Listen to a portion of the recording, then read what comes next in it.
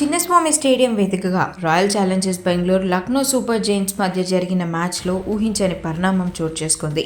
LSG captain Rishabh Pant batting చేస్తూ తీవ్రంగా గాయపడ్డాడు. 3వ ఓవర్లోనే ఎయిడెన్ మార్క్రమ్ అవుట్ అవ్వడంతో క్రీజ్లోకి వచ్చిన రిషబ్ పంత్ జోష్ హేజల్వుడ్ వేసిన 4వ ఓవర్లో ఇబ్బంది పడ్డాడు.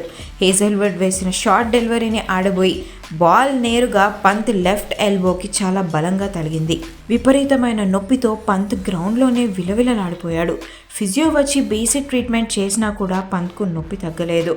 నిజం చెప్పాలంటే రిషబ్ పంత్ నొప్పి తట్టుకోలేక కన్నీళ్లు పెట్టుకున్నాడు. దాంతో స్టేడియం ఒక్కసారిగా సైలెంట్ అయిపోయింది. బ్యాటింగ్ చేయలేక రిటైర్డ్ హర్ట్గా పెవిలియన్ చేరాడు. ఇక 16వ ఓవర్లో ఆయుష్ బదోని అవుట్ అయిన తర్వాత చేతికి బ్యాండేజ్ కట్టుకొని మళ్ళీ క్రీజ్లోకి వచ్చాడు రిషబ్ పంత్.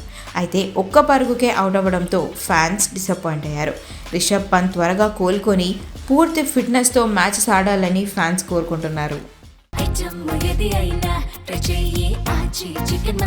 ఆచి చికెన్ మసాలా.